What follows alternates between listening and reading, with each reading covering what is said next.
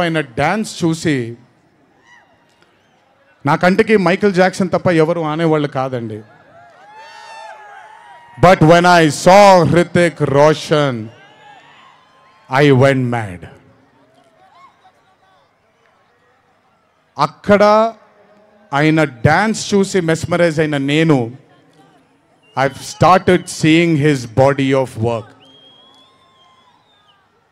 ఇండియాలో ఈరోజు one of the finest and impeccable actor ఎవరైనా ఉన్నారు అని అంటే that is Mr. Hrithik Roshan.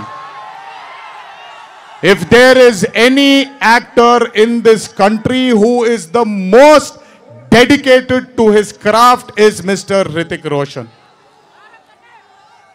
If there is a person who fears and has got humbleness towards his profession, that is Mr. Hrithik Roshan.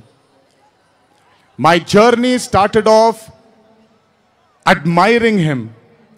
And ఈరోజు 25 సంవత్సరాల తరువాత ఆయన పక్కన act చేయడానికి, ఆయనతో పాటు యాక్ట్ చేయడానికి, ఆయన డ్యాన్స్ చూసి నేను కూడా ఎక్సెల్ అవ్వాలి అనే తాపత్రయం కలిగించిన ఆయనతో డ్యాన్స్ చేసినప్పుడు నేను హృతిక్ రోషన్ గారితో ఒకటే మాట అంటాను, Hrithik Roshan is the greatest dancer of our country.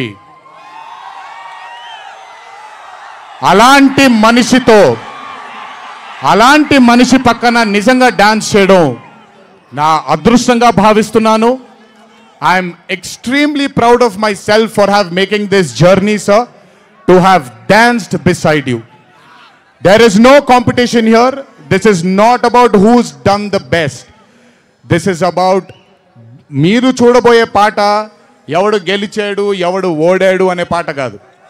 మీ అందరికీ సోషల్ మీడియాలో తప్పుడుగా చెప్తున్నారు, నేను ఇప్పుడు నిజంగా చెప్తున్నాను, వినండి. This song is not a versus song. This is a song which complements two good dancers.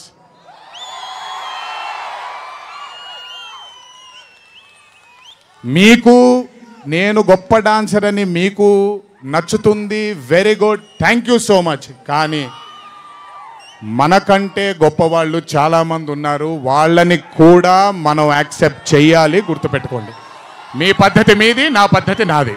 నేను ఇలాగే ఉంటాను, మీరు అలాగే ఉండండి. ఎనీవేస్, హృతిక్ రోషన్ గారితో పని చేసినప్పుడు కేవలం నృత్యం గురించి ఇదంతా నా ఒక ఫ్యాన్ బాయ్ మూమెంట్గా మాట్లాడాను. But I have learnt a lot from that man. ఆయన ఈ రోజుకి సెట్కి వచ్చినప్పుడు ఏ రోజు కూడా కమాన్ నాకు ఈజీయే కదా అన్నట్టుగా రాలేదు ఏ రోజు.